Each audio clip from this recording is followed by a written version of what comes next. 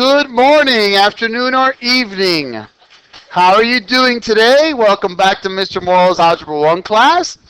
Today we're going to continue with our quadratic function journey. Yesterday you learned what a quadratic function was. You learned what the A of the function does to the graph. You learned about what the vertex was, about maximums and minimums. And I introduced the concept of zeros to you. Today, we're going to repeat a lot of what I did yesterday, and then I'm going to add new stuff to it. Why am I repeating? Not to bore you, but to make sure you really understand this, okay? This is a very important chapter. You're going to see this throughout the rest of your math career, so I want you to learn it the right way today. So standard form of a quadratic function we already know is y, or f of x, equals ax squared plus bx plus c. Please know that the x squared is the indication, hey dude or dudette, that is a quadratic function, okay? Please remember that in this equation, a cannot equal 0 and x cannot equal 0. And the reason that a and x cannot equal 0 is because if either of those are 0, the equation will turn into a linear function. We already know as well that these quadratic functions produce U-shaped graphs known as parabolas. We know that as well. And we know also that a and b are coefficients, and c is the y-intercept, which is constant. Please remember, why do I keep making that mistake? Y is greater than 0. Then the graph is going to open upwards, okay? If y is greater than 0, the graph will open upwards. If a is less than 0, the graph opens up downwards. So if a is greater than 0, it opens up. If a is less than 0, it opens down. Again, that's all repeat stuff. Let's move on. The c. The c is the y-intercept. The y-intercept, please remember, is the y value on the y-axis when x is 0. So everything that we just saw right now in a few seconds there, you should have remembered from yesterday. Now, today we're going to learn some new stuff. And the first new thing we're going to talk about is the axis of symmetry. Parabolas are symmetrical. Does anyone know what symmetrical means? Yes, sir. Close. You're on. He said they're both the same. There you go. It's a mirror image of one another. Very good. Do you guys remember when you were probably in elementary, like on a Valentine's Day or on a Mother's Day, you got a cardboard or construction paper, and then you drew one half of the heart, right? And then you cut out that half, and then when you unfolded it, it was one perfect heart, and they were both exactly the same. They were training you right there for symmetry. That is symmetry. So a parabola is very similar to those little hearts that we all made for our loved ones when we were kids. Symmetrical.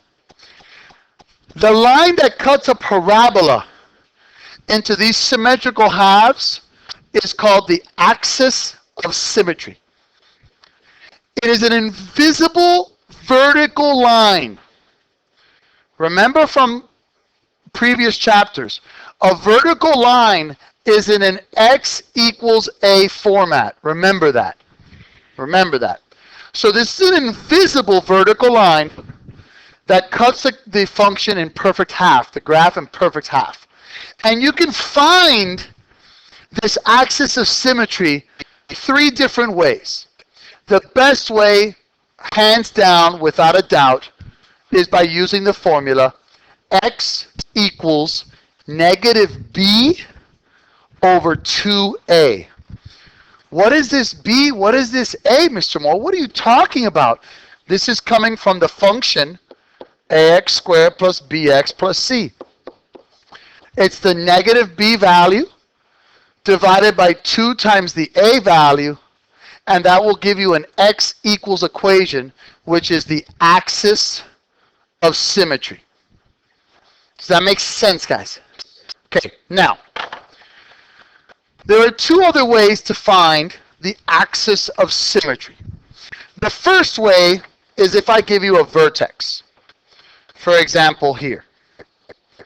This vertex right here is -1, comma, -1. That's my minimum. That's my vertex, right? Okay, now, pay attention. Didn't we say that the axis of symmetry is an x equals equation? Well, guess what, my friends? It equals the same exact x as the x of the vertex. So here in this particular case, my axis of symmetry will equal x equals -1. Why? Because that is the x value from the vertex. So if they give you the vertex, look at the x value. That is the axis of symmetry. Does that make sense, guys? Promise? Okay, next. What happens if I give you the zeros? Remember how I told you we were just introducing zeros, right? Remember that I said that the zeros are also the x-intercepts, and they're also known as the solutions, right? Okay, beautiful. If they give you the zeros, my friends, and you want to find the axis of symmetry, you can find the average of the zeros. So you can find the average of the zeros. And the average of the zeros in this case would be -5 plus 3 divided by 2, which is -2/2, which is x equals -1, which, as you can clearly see, my axis of symmetry is going through -1. So you have 3 ways, excuse me, to find the axis of symmetry. The formula, x equals -b/2a. Or if they give you a graph, you can find the vertex, and the axis of symmetry will equal the x value of the vertex. Or you can locate the zeros on the graph and find the average of the zeros, and that will also give you the axis of symmetry. Please remember, the axis of symmetry is an invisible line. So when we graph it as a dashed line. That is not part of the quadratic function graph. It just allows us to graph it easier. And I'm going to show you how that works, I promise, I think tomorrow. Okay? Is everyone with me so far? Thank you so much, guys. Thank you so much. Awesome. Let's move on then. Now, the vertex. Remember that we talked about the vertex already. That would be my vertex. That's a minimum when the graph is pointing up. That's my vertex. It's a maximum when the graph is pointing down. We remember that part, right? Now, didn't we say that the x value of the vertex is the same as the axis of symmetry? Well, check it out. To find my vertex, you find the axis of symmetry first, which is -b/2a. You plug that in as your x value. Then you take that value of the axis of symmetry and you plug it into the function, and then you find your y. So simply plug in the value of the axis of symmetry. Remember, the axis of symmetry equals -b/2a. Plug that into the quadratic function and solve for y, also known as f of x. Does that make sense? Talk to me. I don't understand what you're saying. I'm sorry, what are you saying? Okay, for the equation, yeah. when you input b, remember you're coming from a, look dude, 2x squared plus whatever, 8x minus 5. My axis of symmetry here, my axis of symmetry is x equals negative b over 2 times a, which in this case will be, well, if 8 was negative already, what's a negative times a negative? It'd be a positive. Now that you found your axis of symmetry, guys, I want to find my vertex. Easy. Plug it into this function. 2 times negative 2 squared plus 2 times negative 2 minus 5. Negative 2 squared is 4. 4 times 2 is 8. 8 minus 4 is 4. 4 minus 5 is negative 1. And that would be my vertex. So you find your axis, plug that value into the function, and then find the y value. And that's your vertex. Thank you. Does that make sense, boys? Okay. Please remember, this again is a repeat, but I'm just giving you a different slide. Again, the whole point here today is to just reinforce, and add little by little some extra information. Remember that if the a is greater than 0, the graph will open upwards, and there will be a minimum. My vertex is a minimum when the graph is positive and I'm going upwards. If a is less than 0, then the graph opens downwards, and there will be a maximum. Just like this red graph here, that's a maximum. Okay, because when a is negative, it points down, I'm going to have a maximum. So with me so far? Okay. Now, what does the quadratic, with the graph of the quadratic function y equals ax squared plus bx plus c, aka parabola, look like? What are the significant parts of the parabola? I put it all here for you. So let's go one at a time. First of all, you have the actual U-shaped graph, right? And that's the parabola. We know that. Now, the axis of symmetry. The axis of symmetry is an invisible line that cuts that parabola in perfect half. Let me prove it to you. Look at this blue point here. Isn't that 2 to the right of the axis of symmetry? Well, look at this black point over here. Is that 2 to the left of the axis of symmetry? That's why. Remember what we said. It's a mirror image.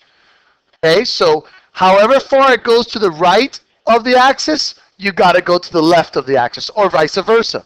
However far it is from the left of the axis, you go to the right that many spaces at the same height. You guys with me there? Okay, thank you. So that's my axis of symmetry, x equals negative b over 2a. My y-intercept is pretty standard, pretty easy. That is the y value when x is 0. Okay? My vertex, oh yeah. My vertex, please remember, my vertex is the negative b over 2a. Why? Look at the axis of symmetry. Isn't the axis of symmetry going through the vertex? So the value of the axis of symmetry is the x value of the vertex. You plug that bad boy into the function, and you find the y value. You guys with me here? Okay. Then you have the zeros. I don't have purple, but you see here in the purple. Let's go right here. My zeros are the x-intercepts or the solutions of the quadratic function. And it is the x value when y equals 0. That's a parabola. That's every piece of a parabola for now. In Algebra 2, you'll learn a different way to do it. This makes sense so far, though, my brothers. Okay? You have a question, my man? Okay. So, oh, my bad. Should have erased this. Sorry. My bad. Okay. Find the zeros of each quadratic function from its graph. Very simple. I just want to make sure you understand what the zeros are, how to find them. Where are the zeros here? What are the zeros here? What are the zeros here? Negative 1 and 3. So x equals negative 1 and 3. Those are my zeros. That's how you represent it. Or you could say negative 1 comma 0 and 3 comma 0. But by using the word 0, that's what it means. When they're asking for the zeros of a function, it means, hey, make y 0 and solve for x. How about here? What are the zeros of b? Yeah. X equals 0, 0 in this case, right? 0. 0 is the only place that it hits the x-intercept. And for C, I already did it. It's none. Why is it none, though? Why? It doesn't touch the x-axis. So you have learned something very valuable right here on this little page. You can have always a quadratic function. A quadratic function can have two solutions, one solution, or zero solutions. When it hits the x-axis at two spots, of course, two solutions. When it hits the x-axis at one spot only, 1 point, that is one solution. When it never intersects the x-axis, zero solutions. Okay? May I continue? Okay, last but not least. Find the axis of symmetry of each parabola. Find the axis of symmetry of each parabola. Actually, I'm going to change this. Find the axis of symmetry and vertex of each parabola. That would be easier. Okay. Here, looking at the graph, it's pretty simple. What's my vertex here? My vertex, by simply looking at it, it's right here. Good job. It's 1, negative 10. What is my axis of symmetry then? Remember, axis of symmetry is an x equals equation. X equals 1. Guys, doesn't the axis of symmetry have the same x as the vertex? So you know the vertex is 1, negative 10. The axis of symmetry has to be x equals 1. Does that make sense? Okay, how about here? This one I gave it to you already. What's the vertex here? Yeah, the vertex is right here. 2, 9. That's my vertex. What's my axis of symmetry then? Not 2. X equals 2, because remember, my brothers, it's an invisible line. And it's vertical, so it's an x equals equation. Now, the fun part. When you have to actually use an equation. This is easy. Okay? When you're finding the vertex and the axis of symmetry from an equation, you must find the axis of symmetry first. Because without that, you don't know the x value to plug in. So always axis of symmetry first, which is negative b over 2a. There's an invisible 1 there. That's my a.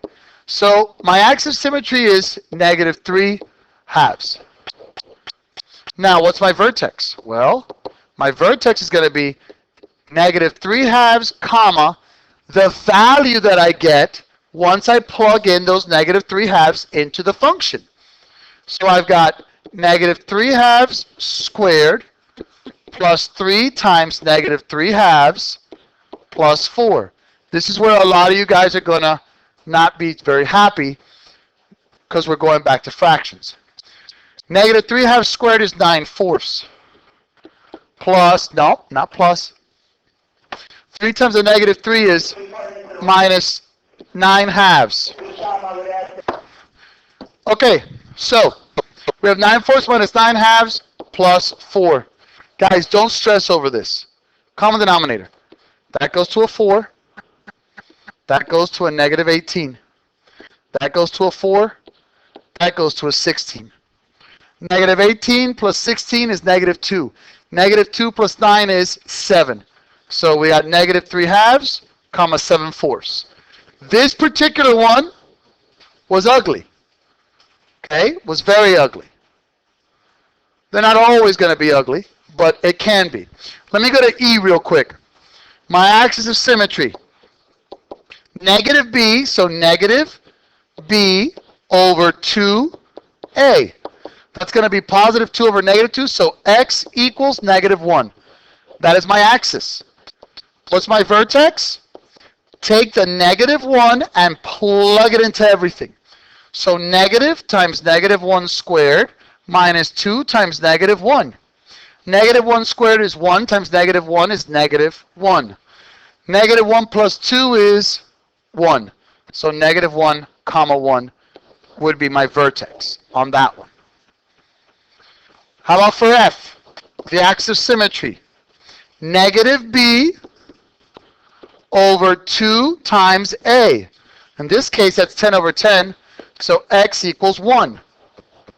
My vertex, I plug in the x value of 1 into the function. 5 times 1 squared minus 10 times 1 plus 3.